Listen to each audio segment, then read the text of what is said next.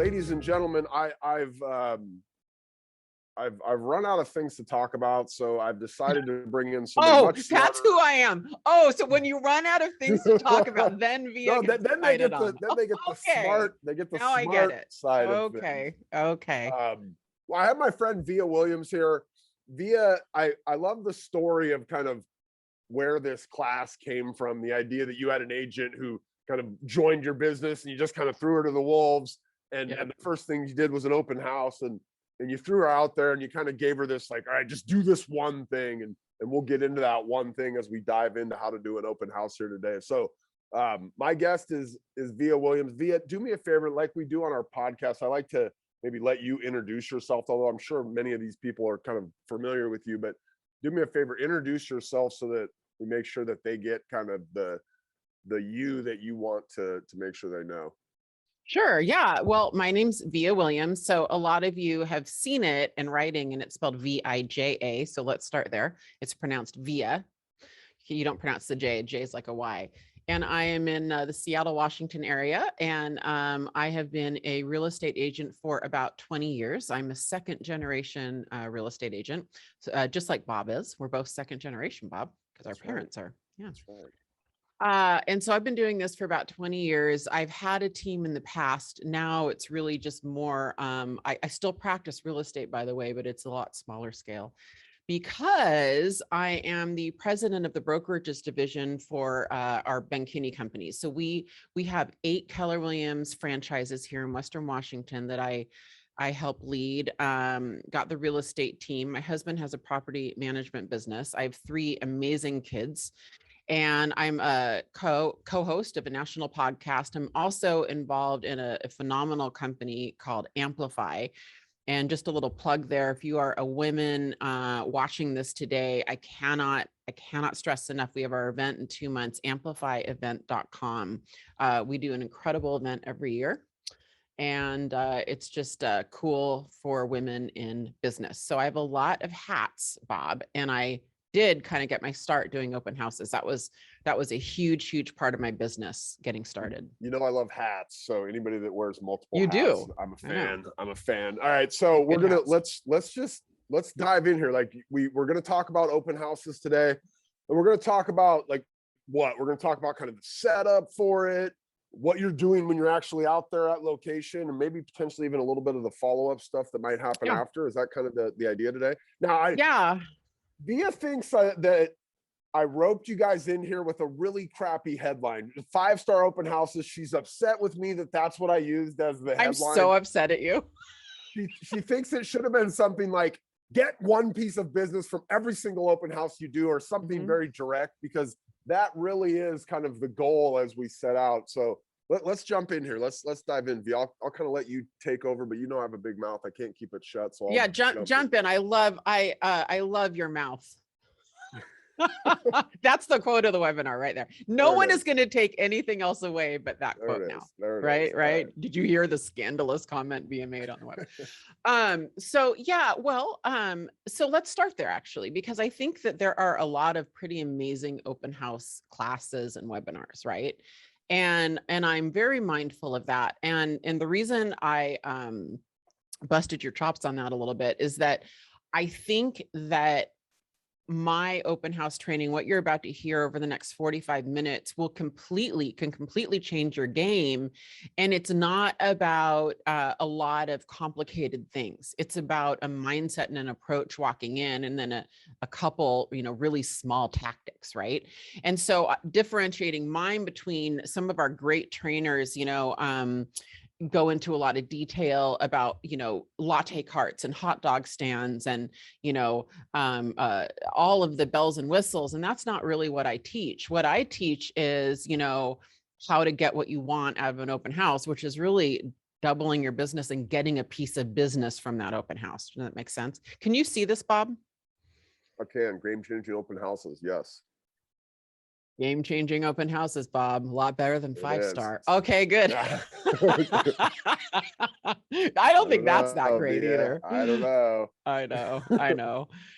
So really quick, and this might seem really basic, but and for those of you that are in our brokerages, you hear me talk about this a lot, like a broken record. And that is the concept of what our sales process is as real estate agents. What it is not, guys, our sales process is not one that ends at the house sale. That's not our sales process. What our sales process ends at is in agreement. So agreement can be a listing agreement or a buyer agreement, right? Finding a buyer, a house, you're turning into transactional mode. Your sales process is over, right? Selling a listing, having your listing sell, there's no longer, you're not in a sales process with your clients. The sales process ends with you convincing and influencing and getting someone to sign a document that they're going to work with you. And the reason I start off with this is that you have to say to yourself, well, what's the most important activity? What should I put the most weight and focus on in my real estate career? And that is the appointment. Then you have to ask yourself, if you're reverse engineering this process, well, if I want an agreement from every single client so that I can go make a lot of money and sell a lot of houses, right? How many appointments do I need? And appointments do become the number one most important leading indicator. Then you ask yourself, you go up the line and you go, well, how do I get appointments, right? And the way I describe this is the farthest removed you can be from somebody is email to email. You're emailing someone. One step closer would be a text. One step closer would be a phone call. And then the ultimate is eyeball to eyeball, Bob, right? Maybe Zoom is in between there, right? And then eyeball to eyeball. We can add Zoom in there now, right? Yep. And so if you think about it and you're at an open house, Bob, you're eyeball to eyeball. You are at the ultimate, you've skipped all of the elementary steps. If you do a lot of internet lead conversion, I'm telling you, like going to an open house, you skip all that, guys. You are in front of them. Every single one of those becomes a job interview. So I want to kind of emphasize that a little bit, because I've noticed over the years teaching this class that people, you have to understand the concept of our sales cycle in real estate. All right. So what is the goal of an open house? You have to ask yourself, whenever you walk into an open house, what is the outcome that I want from this open house? Now that might sound silly. And for a lot of you guys, you're walking into your open house and you're either consciously or subconsciously thinking, well, I want to bond and click with a bunch of people. I want to get some contact information so I can follow up and I can have some people that I can get business from, right? Now that's most people's goal. And that's okay. That's okay. The other way to ask this focusing question is, how will I know that this open house was a success? I always ask myself, like, how can I win? What's the rules of engagement? Like, how do I know if I can win? All through the pandemic last year, I kept saying, like, I'm going to win this pandemic. And the reason I would say that is because I knew that if I said that, I had to define like what winning meant. It's very clarifying to ask yourself that question. So the goal of an open house in my world and in this training is obviously to sell the house. But number two is what I really want you to focus on, to make an appointment.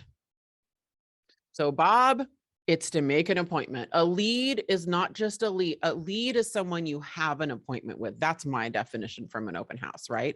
So if you have to sell the house, you have to make an appointment. So really, it could just be number two. Down the line, it's to make an appointment on another day. Now, we all know that the longer the delta, the bigger the delta between setting the appointment and attending the appointment, the less likely someone's going to show if they're a cold lead like this. But that's better than nothing. If they can't meet that day, go ahead and set one on another day.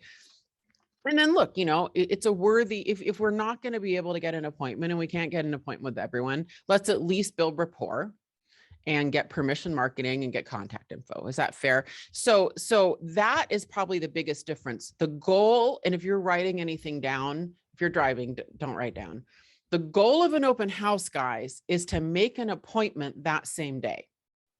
Via, so most people go in with number 4 as their goal, right? Like 100%. I'm doing this open house. I'm going to get some leads out of it. I'm going to follow up with them on Monday to try to set an appointment. But you're saying like that time we have in front of them, if we know the sales cycle goes from like we're in front of them to we need the appointment so that we can get the contract signed, right? Or we can get the agreement, I think you called it. We have to get the appointment set. And why would we wait till Monday to follow up and ask for the appointment when we could potentially ask for it right there on the spot? Yeah, we asked for it, and we'll talk about that. You know, you can't always get it, but what the mindset shift, and honestly, my goal with this slide is like, if you have to go, if you're getting off the freeway exit and you can't watch the rest of this or listen to the rest of this, right? If there is nothing else you absorb today, it's, are you walking into an open house saying that success will be defined, Bob, by how many appointments I make today? Right? No, probably most of you aren't, unless you've gone to my training, because that's the shift. That's a shift you have to have, right? Because here's what I know. What I know is on a nice sunny Saturday, I would much rather be with my family and friends and not at an open house. So if I'm going to be there, I better darn well be getting business from it. That's what I know.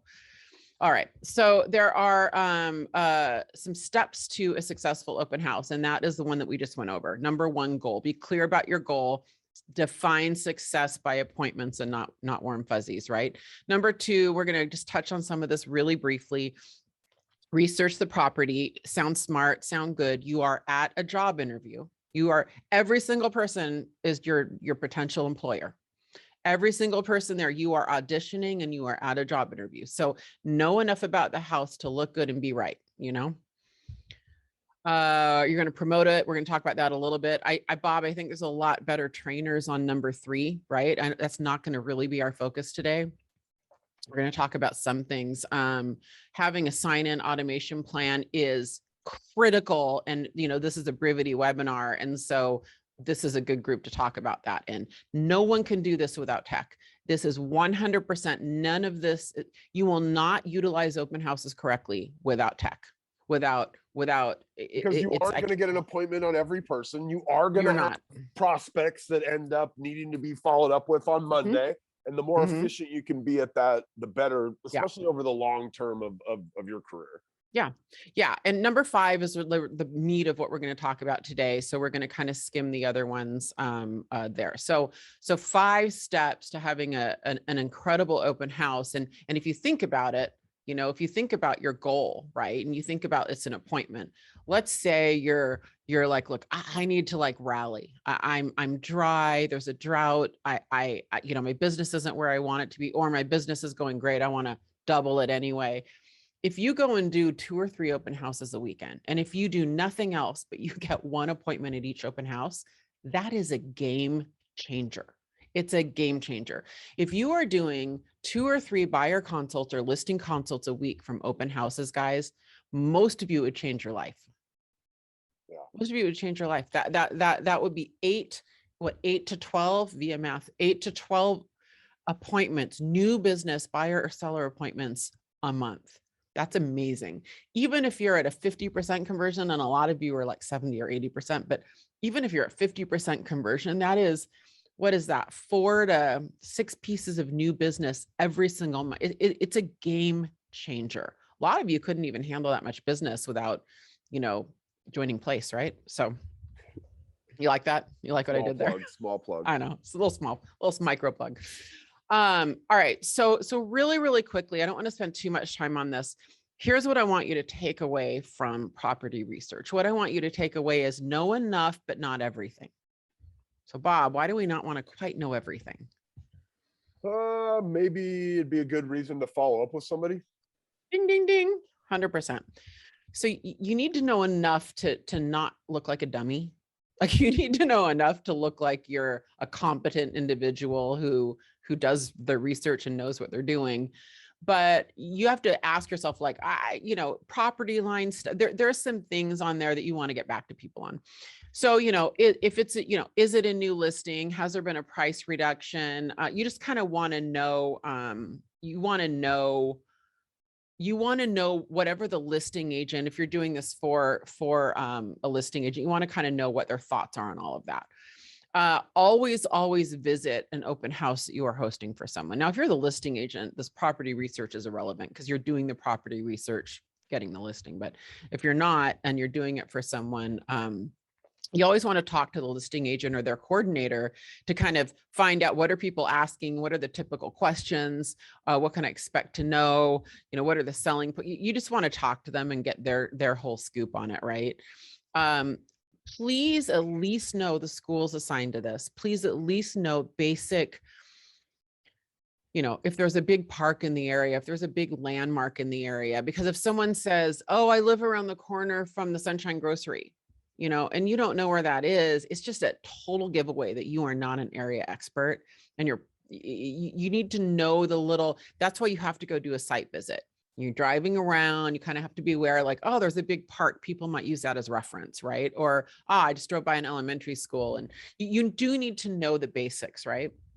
Which is why it really helps to do open houses in kind of the same area. Plus you run into the same people, by the way. So by the second or third time, they might be more apt to have you close them on an appointment.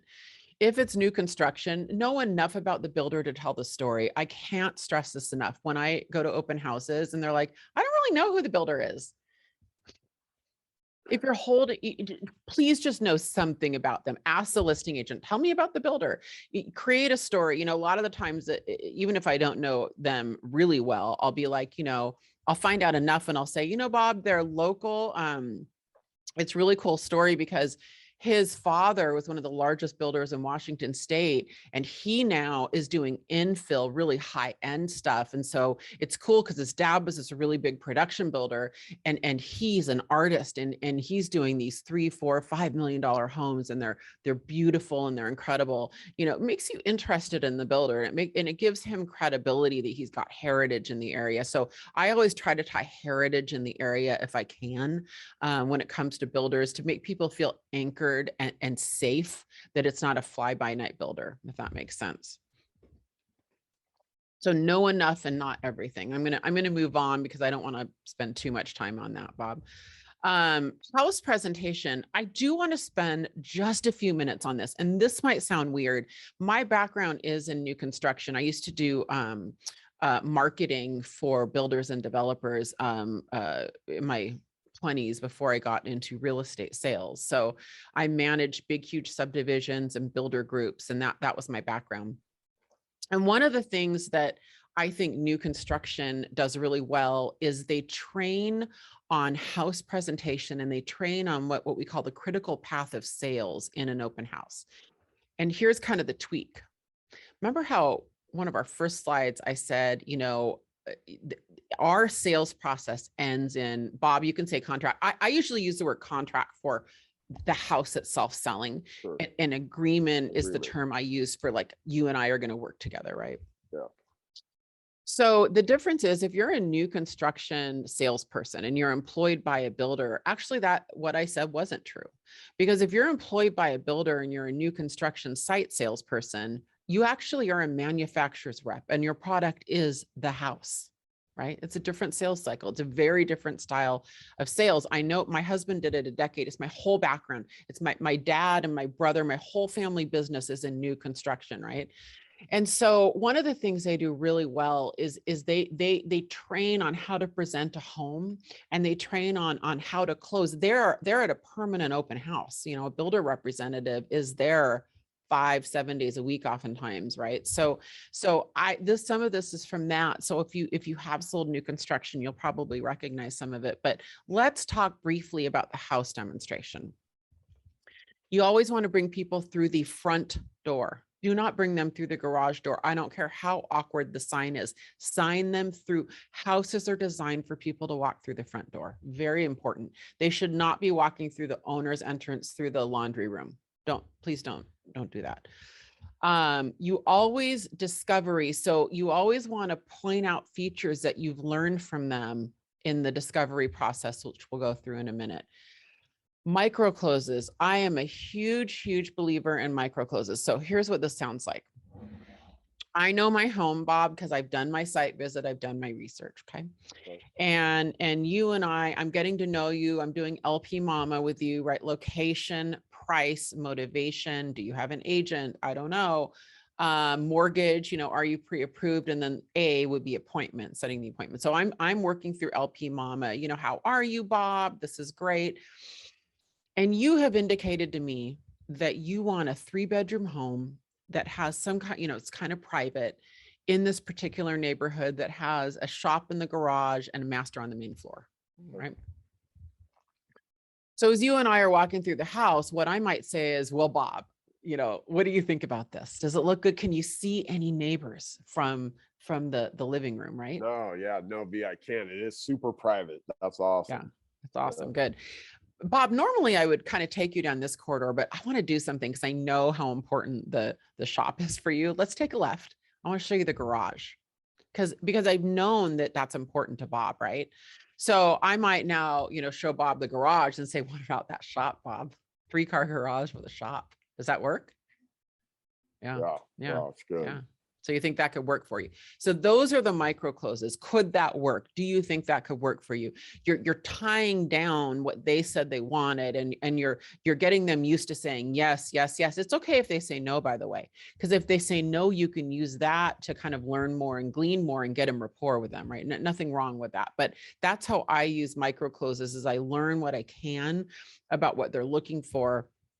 And then we do little closes along the way. This is a DHB, a deeply held belief of mine. Very important to me. Don't do this. So you have, 2 or 3 people in your group, right? And you walk into the room, the money shot room, like the master bedroom that has a beautiful view, right? You walk in there. Don't walk in and go, do you like it? Do you like it? Just standing in the middle of the and stand right in front of them, right? Don't do that. Usher them in. Do not block their sight line. And by the way, ladies, I think this is safer. I think it's safer to not get pegged into a room, incidentally. But you always want to open the door and usher them in, right? Usher them in. Same with, please don't let them stare at your rear end walking upstairs. They go first. Okay. Don't block their sight lines. Let them experience the house. You're their tour guide, but don't, that's really important. And I don't think it gets taught enough. And I've gone on a lot of open houses with new agents, and I'm like, oh yeah, get out of the way. Get out of the way. Let them see the things. So that's my 2 bits on presenting a house that I think not enough people talk about. We want to enter through the front door. We want to prepare the house to the point where we're sweeping off the porch, potentially making it look good, right? And we have a pre-planned path of demonstration that can be broken when we do discovery and we learn what other people are seeking. Promotion. Here's the only thing I really want to talk about on this, and that is number 1. 90% of you are not using enough signs at your open houses. And let me just state this, Bob. Can we both agree that the worst part of real estate is setting up signs for open houses and taking them down, especially, by the way, when you live in Seattle, Washington, and it's November and it gets dark at 2 p.m. and it's raining and it's dark. There's really hardly anything worse in real estate, spending 45 minutes having to go pick up 10 signs in the rain, in heels. It's horrible. It's horrible, right? And it is absolutely necessary. The thing is, if you are taking this time away from your life, from your family, if this is go time, you have got to build in time to put at least 10 signs out, at least 10 signs. You will have exactly the amount of traffic commensurate to the amount of signs you have. Period. End of story. I don't care how good your online promotion is. I don't care how much you boosted those Facebook ads. If you don't have a lot of signs, you will not have a lot of people. Here's the thing with signs. People don't trust open house signs anymore. The research is pretty overwhelming. You need to add toppers to them. You need to now add balloons to them. You have to add things that convince people that there's actually an event going on, because the local neighborhood deli and apartment community, they've kind of killed it for us. They've had so many signs out for so long. People just don't really trust that there's something happening. And what really, really helps boost them, and I'm sorry, I don't have a picture of it, but these T-toppers that slide in on top of our open house signs up here, those are great. New listing, price adjustment, hot beverages, cold beverages, whatever is relevant, just something there that shows, there's probably an event happening. I cannot stress enough the use of balloons. And I know that's a super low level conversation. You're like, I came here and Via's telling us about balloons. Yes, Via is, because it is so, so important, because the consumer just doesn't trust a naked A board as much anymore, right? Now you can't always do it. I get it. But the more signs you have, the more people you will have. And you really want, if you're taking time away, if your one thing is to get an appointment, your odds are going to be better with 15 people versus 3. I'm not saying you can't have a great open house with 3 people, but we kind of want 15 groups, right? So the one thing I really want to highlight on this before we move on is signs. You see this little guy down here, Bob? Yeah, Clorox. We Clorox. can find those again in the stores. There was a while where those weren't available. Yeah, actually, that's true. I need to, yeah, you're right, during COVID, but I They're wasn't back. teaching this class during COVID. A lot of open houses were going down, not in Washington, that's for sure. Yeah, not here. That's true. Yeah, let's make sure our open house signs are clean and not like mud sprayed on. I know they get a little banged up out there, especially here in Washington. We use wooden signs. I know some of you guys use the little flap signs, but let's make sure they're clean and they represent our brand well, right? Newer agents, if there is anything you can invest in, it would be this. And also, please go use your office signs. Here's the thing. Most people put that's a whole different webinar. Most people put too many things on signs. No one's gonna, few people are going to use that phone number there. I'm just telling, like most people just need these for a quick arrow, right? So borrow signs. I have people borrowing my signs all the time, but if you are going to invest in anything, I'd rather see you have buy a batch of signs than, send a bunch of postcards that you're never going to follow up on. Not that sending postcards is bad, but there you go. All right. So setup on time is 15 minutes before the stated time of the open house. You haven't lived until you've been in real estate long enough to have that moment where you show up at an open house and people are waiting. It is horrible. Has anyone had that? It is horrible. It's the worst thing ever, right? Like you get there and you're late and you're frazzled. Has anyone had that? You're late and you're frazzled and all these people are waiting and they're kind of frustrated at you because they just want to get in the house. And if you're in Seattle, it might be raining, like it's the worst, right? So you definitely want to get there 15 minutes early. I will pull into a prime parking spot to unload my stuff, but I never park in a prime parking spot because I want my guests to park there. So I often will go park away, like down the depends on the house itself, but I don't want to pull up and park in that prime position. I want my guests to do that. Yeah. Curb appeal, this is where we bring in the Amazon box. I used to say the yellow pages, but I'm also old. Dating yourself. Dang, I know.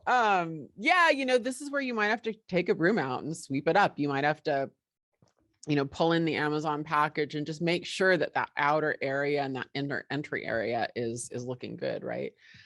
All lights of the house on. We want all lights on. All fireplaces, if appropriate. If it's really hot out, don't do that. But put the AC on. All fireplaces and heated floors in the bathroom on. If a house has heated floors, they probably are a shoes off house. That goes hand in hand. People can feel it on their little tootsies.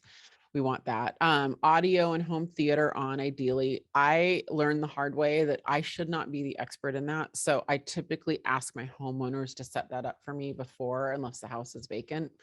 And if the house is vacant, I often don't get their home theater system anyway, but I really, you need a PhD to figure out everyone's Crestron system. And I can't. I am the wrong person. I will screw it up with like 3 pushes of a button. So I usually ask them to do it. All interior doors open and welcoming. We want the house to feel like opened up, right? It's hard for some people to put lights on everywhere. I've noticed that. So you have to just put all the lights on. It's just kind of part of it. Bob, I'm going to kick this to you. I think you're better at presenting this part of it because this is a Brivity crowd. I cannot stress enough, as hard as it has been through this pandemic and as challenging as COVID has been, the one gift that it's given us in open houses is most MLSs and states have a requirement of sign-ins and registrations, which has really helped us out. Yeah. So this is these forms that you see here. The form on the right is it's a Brivity form. If you're a Brivity client, you have these. If you're not, you could have these. But essentially what we do is on any property in the MLS or any property on your website, you can create one of these forms. It's really super simple. You just add a little / open house and it turns the page into one of these forms. And so what we do on Ben's teams via your team does the same thing, but we'll use some kind of a tablet. It could be an iPad. Most of our teams use iPads, but there's some people that use Kindles. There's even some individuals that will put it on a computer, or like the demonstration you have there, we'll set the form up so that somebody can come in and grab a flyer, shoot the QR code, and then be able to register on the form. But essentially what this form does is it takes a little bit of information, and there's a short version, just name, email, and phone number, a little bit longer version that asks, what's your price range? How soon are you looking to buy? You're working with an agent. Do you have a house to sell? Once they submit that, it's going to bring that contact into your database, in this case, your Brivity CRM. From which point a few things happen. The first thing that happens via is it's not on a paper sheet that, like, when you get done with the open house, you stuck it between your seats there, and you find it 3 weeks later, like under your seat. Like it's in the database immediately, right? So that's going to save you some amount of time just manually entering those things in there. But beyond that, then what will happen is that customer will get set up on a listing alert or a home search. Yeah, this is what I want you to go into. Yep. Automatically based on the house that they came and visited you at. So if they were, this house that we see on the screen there is in Seattle at 769,000. What would happen is it would set up a listing alert plus or minus like 20%, unless they had told us what their price range was. So if they'd come in and said, oh, our price range is between 700,000 and 800,000, they'd get a listing alert in Seattle, in this case, because they visited us at a home in Seattle, between 700,000 and 800,000. So Linda, those Brivity sign-in forms, basically all you need to do is go find the property on your website that you wanted to do an open house at. And the shortcut for that, by the way, let's say that my website was benkinney.com. I would go to benkinney.com/MLS/ whatever the MLS number of that property is. So benkinney.com/MLS/1651893, right? If that was the MLS number, that will take me to the page on my website where that home lives. Then I just go right up into that URL and I do /open house at the end of that URL. And so that will then change into that kind of form you see on the left of Via's screen right here, where you can say, all right, I want to do the light registration. Right here. Yep, which has first name, email, phone number, or the full registration, which is the other option that we see on the right there that asks all those additional questions. So that's how you do that, Linda.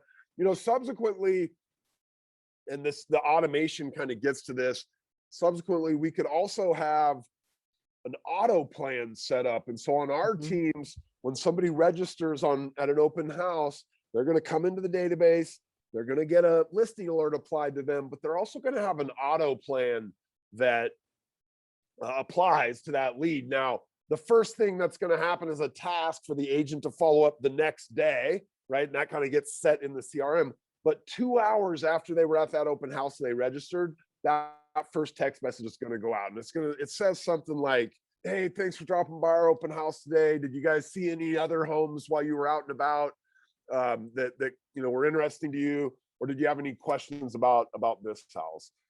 And that all happens automatically, right? So that whole follow-up process, here it is right here. So the lead's going to come in, right? The action plan gets applied.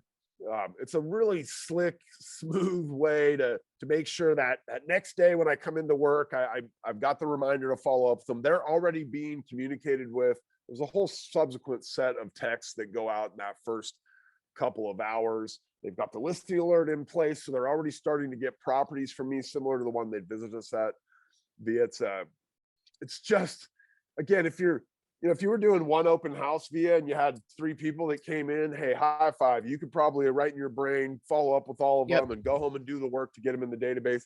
But if this is going to be a part of kind of what you do in your business, right? This is something you're doing one a week, or you're doing a couple open houses a month. Like you can't do these at scale without having, some kind of technology solution behind you to make sure that those things, just that you're getting the maximum benefit out of the time that you spend to go out and do these, because it is most of your Saturday, right? And like you said earlier, you'd probably rather be at home with your family. So why not, when you're out there, just do them kind of to the highest level?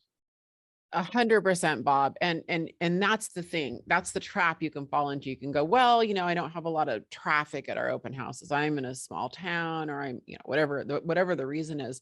What I want to just remind you is let's say you commit to one open house a week. Okay. So that the 3 to 5 people you get registered, all of a sudden by week 2, that's 10.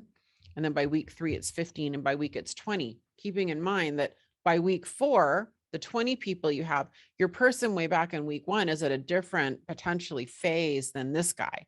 And so the human brain, you can't keep track of that on your own. Like tech is just 100% necessary for this. And here's my addition to this. This is a great slide deck, right? And everything you said is great.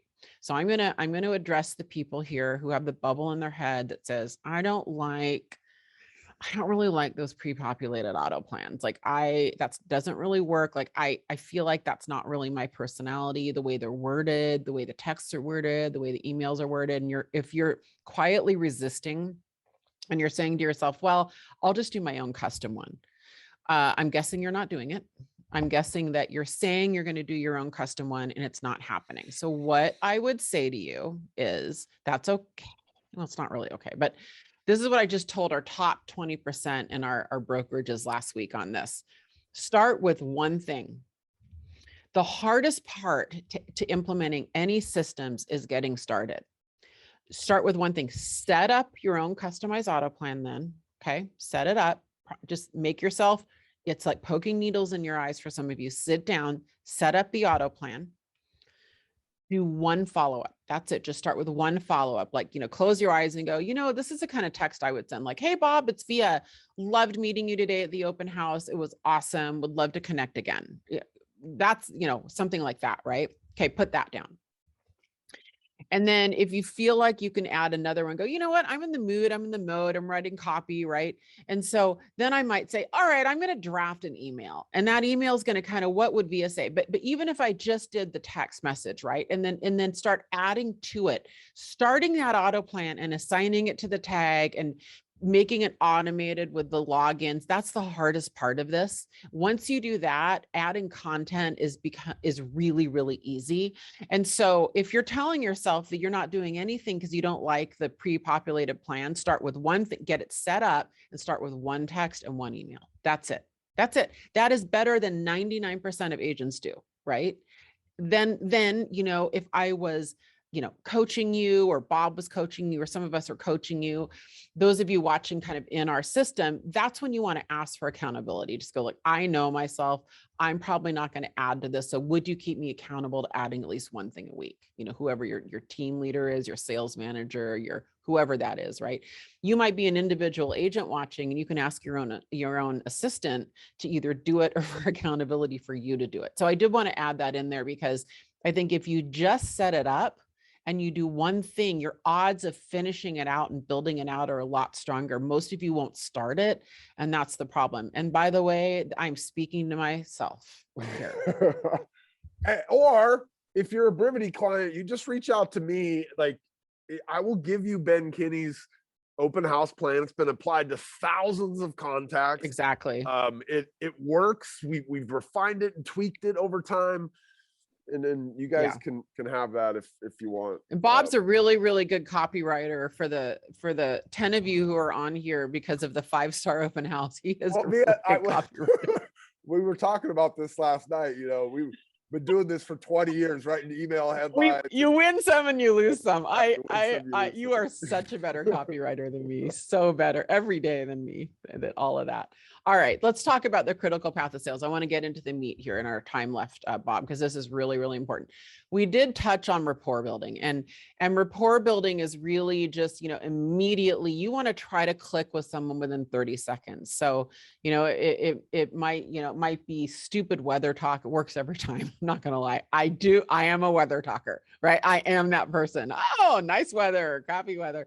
It might be your family occupation, recreation dreams. It might be the University of Washington Husky or Washington State Cougar sweatshirt they have on, or the team affiliation, or whatever. But one of my opening lines that I really like is, how's the house search going? How's the home search going? And the reason I like that is that if they're a neighbor and a potential seller, they'll say, oh, I'm just a neighbor.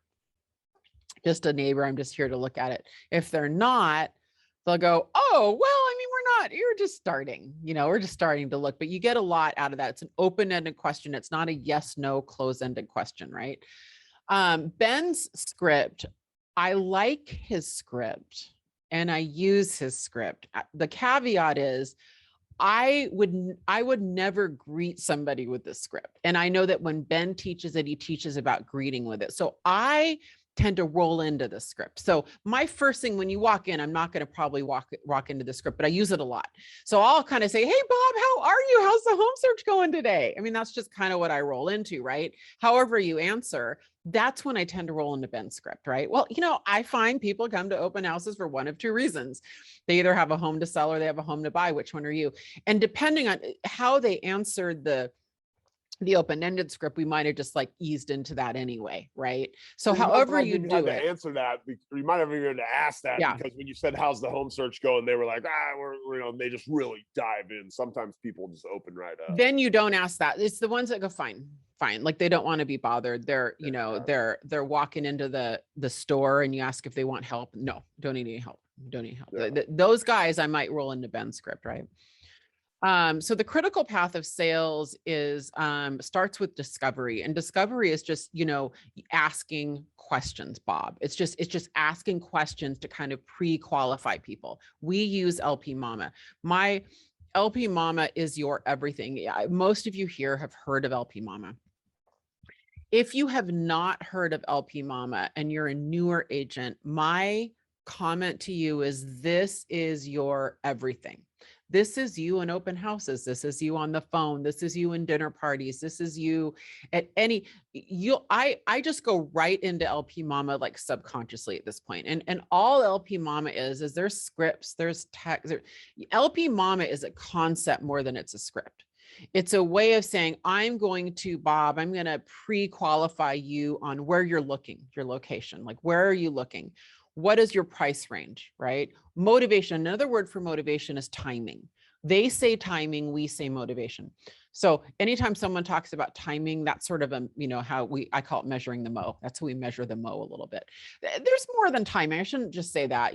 There might be some external factors that are not timing, but the more urgent the timing, the more motivated they are. So timing is also motivation. Do they have an agent? Are they working with an agent? We'll talk about that in a second. Have they talked to a mortgage loan officer? Are they pre-approved? Are they pre-qualified? Are they just playing around with online calculators, right? Where are they? And then of course we want to close for the appointment. So that's LPMAMA, LP Mama. So this is what's happening in discovery. So kind of back in the beginning where we talked about the home presentation, Bob, how I'm doing the home presentation is probably based on LP Mama. It's probably based on what I'm learning. So you want to do a quick role play, just a super quick one on LP Mama? Sure. Okay, so we're doing an open house. So, well, Bob, this open house is in downtown Kirkland, and we're a condo. Is this kind of what you're looking for? Is kind of the area you're looking in, Bob? Yeah, anywhere here on the east side, Kirkland, Redmond, Bellevue, but yeah, today we're looking in Kirkland. Cool. Well, this particular home is priced at 1.7 million. Is this kind of the general price range you guys are looking in? Top end, yeah, it's the top. It's the top end. All right. What's your 1.7? This is a 2-bedroom here in Kirkland. Holy smokes! Actually, it's 2.4, but I didn't want to say it. I've got one coming on tomorrow that's 2.4. It's 2 bedrooms, and I thought I'm going to get eggs thrown at me, so I better not. I do have a luxury real estate business, so it's so we're going to say it's 1.7 and it's 3 bedrooms, and so that's your top. So you'd rather kind of stay around 1.5 or lower. Yeah, sounds yeah, like. Okay. Yeah, but for this beautiful house, 1.7, yeah, I can see that might work. What's driving this home search for you? And now we're into motivation, by the way. Yeah, I'm about to kick my kids out of the house, so I'm gonna have a little bit too much house. We're gonna be downsizing. Nice. Okay. Do you have a time frame to that? When are they leaving? As soon as possible. as soon as I can get it Oh, out as here. soon as possible. So you're ready to go. You're ready to move. I am, yeah. Oh, have you like are you going to be financing this purchase Well, or? we have a home to sell, so there's going to Okay. be some, there's kind of, we got to figure that out, but Okay. Are you on the market yet? Are you preparing it to no, list? we're preparing it in so much as we've been kind of trying to figure out what it's worth, but Hmm. we're not on the market yet. Cool. So just a side note to this role play, I'm going to be more focused on Bob's listing at this point than I am his purchase. Just roll. Okay. Yeah, Yeah. so I'm immediately gonna do my Superman eyes on you. I'm gonna be super. I might ignore people who are coming in for this prospect, right? And I just want to kind of let everyone know what's going through my head. So, Bob, I have a question. What I find with almost all of my clients, and I've done this for about 20 years, is the one piece of information that is kind of the hinge on all of these decisions going forward is a really good pricing analysis and property analysis. Like, what do you have to do for home prep on your current home? That tends to be the first domino where all the other dominoes fall. Would it be helpful if I did that for you? Yeah. Gave you a Yeah. really good pricing analysis we can go through before you spend any money getting your house prepped. Would it be useful for you if I went through, gave you very specific pricing, and we got in the weeds on exactly what you should do and what you shouldn't do to get your home Yeah, ready? that would be hugely helpful. Yeah, because you can look at this and I can even show you some other homes too, but that's going to be probably how you're going to make your decision, because are you going to finance this purchase, or are you going to use proceeds? Well, we're gonna have to use proceeds from the sale. Okay. Yeah. Yeah, so that's going to largely determine your price. Let's do that, Bob. I get done with the open house at 4. I can be there around 4:30, and we can just do a walkthrough together. Then I can go back and do a really good thorough analysis for you. It'll give you a ton of information, and I find that often closes the loop on some of the decision making. Yeah, that probably makes a Okay. lot of sense. All right, perfect. So then I get his address and I close him for an appointment, right? So when I hear that's a little rare. Normally by then they'd be working with an agent, in my market. But that was a really good LP Mama role play, right? That was like a dream LP Mama role play. So I'm going to focus on the listing on that, because I think that's the first domino that needs to fall. And I also wanted to kind of share what I try to do when I'm in sales mode is I want to teach you what's important. So I told you that it was important for you to get the pricing on your home. You might have thought that the purchase was more important, right? We can't assume. So, part of the strength of me closing you on an appointment is that I already took the lead and I already took control of the sales process. Does that make sense a little bit? All right. Yeah. So, so I went for a close in that case, in that role play, as if it was a listing. For the most part, the big script that I teach, Bob, in my open house training does typically hinge on closing people as a buyer, Yeah. right? Typically hinges with closing people as a buyer. So the story of this, and I won't give the full version, but the story of this is when I started my team, I hired an agent December of 2013, and she was a brand new agent and extraordinarily talented. And I could spot it, just a brand new agent.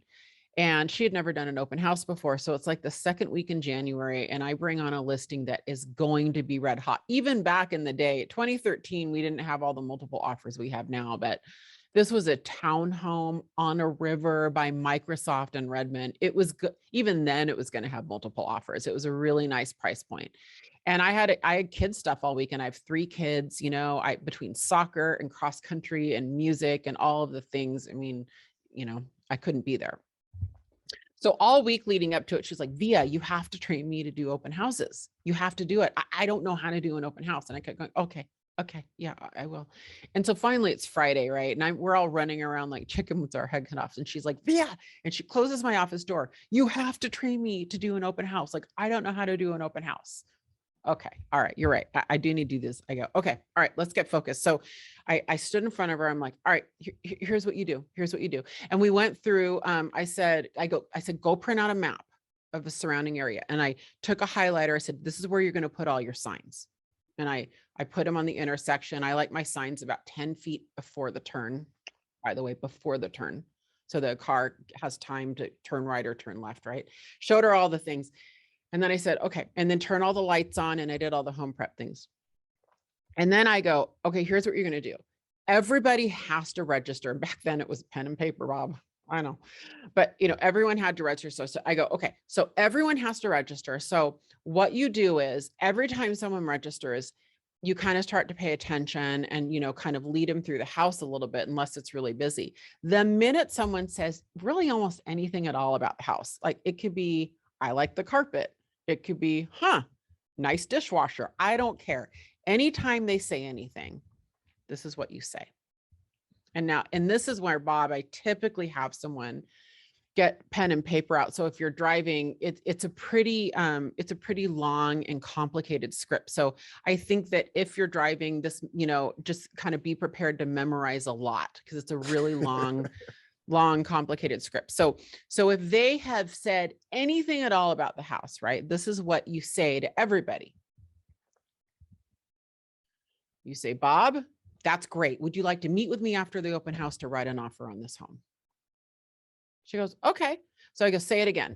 Would you like to meet with me after this open house to write an offer on this home? Great. Say it again. Say it again. Fast, slow, say it mad. Say it. I made her say it like 20 times. I go, that's all you say to everybody. Get them registered, have them say this script, right? And then you need to block out time. This is the kicker. You need to block out time. You're going to do these open houses 1 to 4 Saturday, 1 to 4 Sunday. You need to tell everybody in your world that you're not free till 6 or even 7, because you need to set 1 or 2 appointments after every single one of these open houses. That's the key, guys. Mentally, you're not done when the open house is done. You need to get yourself trained. If I'm doing an open house from 1 to 4, my shift is 1 to 7. Or 1 to 6, so that psychologically everyone in your world is not expecting you home by 4:16, right? Because you have to take the signs down. It's too bad everybody couldn't be like a baby lamb, like your gal was there, right? Like she was amazing. Better. So Bob, you know the end of the story, because we've talked about it, right? So yeah. So my phone starts blowing up. I'm at a soccer game on the Sunday, and my phone starts blowing up, and so I call her, and by now it was like 4:15. So the open house was over. So I'm like, what's up? She goes, hey, I don't know what to do. What do you do when you're writing offers for one listing for 2 different people? How does that work? I go, what? And she goes, yeah, I did what you said. I met with someone yesterday. We wrote an offer on the home. And then today I'm just heading out to meet with someone, and I already wrote an offer on the home. I don't know what to do. I go, well, you can't. Like, what? So she had to refer that one out. This is a true story. We had multiple offers. She actually didn't win it. I had to give it to someone else. Fun fact. The next month we have a $1.2 million listing in Woodinville, Bob, Woodinville. Yep. In Woodinville. She does the open house. She'd kind of done a couple open houses by now. She does the open house. She uses the script. Her first deal in real estate was she double-ended. It was at 1.2 was that house. She closed the buyer on that 1.2 million house, first deal in real estate. Nice. From the script. Here's why the script is so important. The reason the script is so important, and the reason I feel so strongly about it, is that most of the time people will be like, oh, no, that's funny. I like that's good. You're good. But then you can roll into closing them, kind of like I closed Bob on a listing consult, or kind of, I've got to sell a house. I've got a house to sell. Oh, and then you could roll into what Bob and I talked about, or, no, I don't think this is quite right. Perfect. Let's spend some time together and find what is quite right. Let's spend some time on you. Let's talk about your needs, your wants, your timing. Here's the thing, guys, people want to talk about themselves, right? Sue Adler, one of Bob and I's friends, she used to have a company called Hear It Direct, and they used to do aftermarket focus groups of buyers and sellers. So they would take buyers and sellers, real buyers and sellers around the country, and they hired research companies. What are they called? Like focus group companies, like market research companies, whatever they are, to give them questionnaires and interview them. The number one thing that home buyers said their real estate agent didn't do that they wish they would have done was a buyer consult. The deal is they don't know that. You have to teach. They don't know what they don't know. They don't know that they're going to realize later they wish they had it, because you know more than them. You're the expert, right? So, which is why I told Bob, like I had to teach Bob how important it was that I went over to his house and priced it. So you need to teach someone. I always teach my people, you have to sell the benefit of the appointment. We're not really selling the appointment. Like, Bob, meet with me at 4:30. What I'm saying is, Bob, if you meet with me at 4:30, this is what it's going to do for you. What it's going to do for you is we're going to spend time on you and your needs. I am going to custom tailor things. We're going to save time. You're going to have a phenomenal experience. It's going to be smooth. Might even be able to find you something off market, right? Your life will be better. I mean, ideally, in a perfect world, your life is better if you have that appointment with me. Here's the benefit of you. So you want to get good at the benefit of meeting with you. You have to understand your value proposition. Why should a seller meet with you? Why should a buyer meet with you, right? That's its own webinar right there, Bob.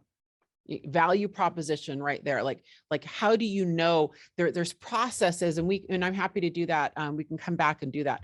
You can walk through processes on that, right? How to figure out your value proposition and then use that to sell a benefit. So this script is really the entry into a whole bunch of other scripts, right? And then every once in a while, someone's going to say, okay. And you're actually going to sell that home and you're going to have the appointment, right? So I think that this little silly script that is not that sophisticated. I think we're at a point in my life now, in my career, where it's made me and my team members over 7 figures. And yeah, I mean, this is one of those, if you don't ask for it, you're not going to get it. Like, why wouldn't you ask this question on the spot? Yeah. Yeah, I think that it's more that we're walking in with a mindset of success is having an appointment after this open house, right?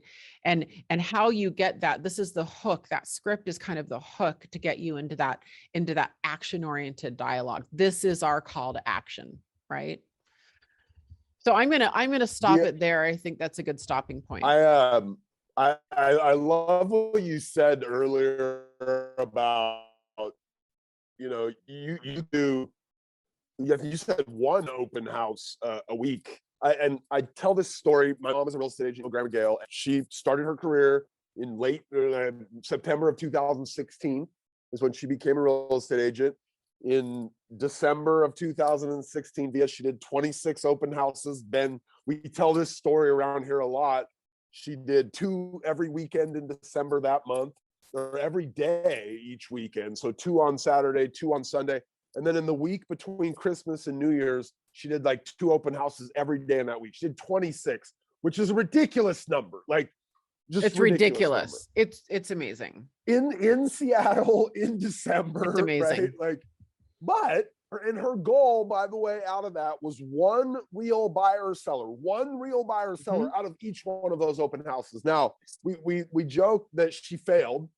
She only got 18. I think out of her 26 open houses, like, she got 18 real buyers and sellers, and like 13 of those would close in the next 2 months. In January of 2017 and February, she closed. It was 13 or 14 of those 18 that she got from those 26 open houses. But that, for most people, that's a whole year. 13 deals, like in our market, an average price point of 350,000. Like, that's life-changing money for in our market here, and for some people that's 18 million in real estate. 18 homes is 18 million in real estate for some of our markets. Yeah. I'm gonna give you guys, before we leave, there's 2 things that I want to give you. And our one of our marketing gals is on here, Erin Lennon. She's gonna not be happy with the first thing I'm gonna give you guys, but I don't care. I'm supposed to, it doesn't matter. Here we go. Panelists and attending. I'm going to give you guys this is a cheat sheet that Ben's teams use for our open house setup. This goes out to the agent the week before the open house. That's kind of all the stuff we do. So it talks about all the circle prospecting stuff, the setup, the day of, all the equipment they're going to need when they go out there. The other thing I want to give you, which I'm doing the right way, sorry, Aaron, for slipping that other one in on you there, is this this scripts deck. Both the script that Vija used, the open house script that Ben used, both of those scripts are in this deck, and there's 12 or 15 other scripts in there for other things as well. You guys can get up those. Vija, you've been doing these a while. What's the best time to do your open houses? Do you That's have a good question. I get that one a lot. So, so it varies. So in our, what I've noticed is in our core, like in our higher end, high tech areas. So for you in the Seattle area, you know, the east side, like Redmond, Kirkland, Bothell, areas in Seattle, areas where we can expect a lot of Microsoft, Amazon, Facebook guys. Later is better. They're a late crowd for whatever reason. You know, that tends to be like 2 to 5, even 3 to 6. In other areas, you know, early is fine. Be very careful about, you know, Seahawks games or Mariners games, and, you know, Yankee, all your big teams when they're having big games. We literally will schedule open houses around big games. It's not worth it. It's just not worth it to compete unless your demographic isn't going to be into football. So you kind of have to know who that is. So it kind of depends. The standard traditional time in my market has always been kind of 1 to 4 p.m. And here's another thing I'll just kind of throw in. There's a big trend right now with a lot of agents where they want to squeeze in like 2 open houses on a day. They want the 11 to 2 or like a 3 to 5. It's fine. I appreciate the hustle. I don't mind it. My concern is, based on everything we talked about, you're not really building in a lot of time. It's fine. You know, you can go to an 11 o'clock open house and schedule an appointment for that same day at 4. I think the smaller you can make the delta, the better. So I would almost rather have a concerted effort on a nice 3, maybe 4-hour open house in one location than running around town trying to hit 2 open houses. There's sometimes reasons to do that. I understand it. So you just have to kind of experiment with that a little bit and kind of know your area, know what your price range is and kind of who your target market is. And don't overthink it either. If your area has traditional times, just go with those. Love it. All right, Vija, as always, knocked it out of the park. Thank you so much. I might take you up on that offer to come back and talk about like building your value proposition. And I think that's a really, it's not very sexy, but it's really important. It's kind of one of those topics that someone would look at and go, okay, but if it's probably one of the most important things we can do. Like, do you actually, like, if I ask you, Bob, like, why should I meet with you if I'm a seller? If I have a lineup of 5 agents here, like, why you? Can you really answer that? All of you guys watching, can you really answer that question? Or, you know, buyer, most people can't. So if it's, ponder that, think about it. Think about what you give. Erin Lennon, she said that the topic's not that sexy, but maybe we can come up with like a sexy headline for it, Vija. Is that what we need to do? Oh, really? Yeah. Well, we're sexy. We're sexy. Right. So, I mean, you know. Vija, it was thank you so much for your time. I appreciate the heck out of it. You guys have an awesome for begging week. me. We'll be back next week. You hate me. I know. Thank All you right. for doing it. All right. Bye. I'll talk to you later, Vija. Bye. Bye, everybody. Thanks. Have an awesome week.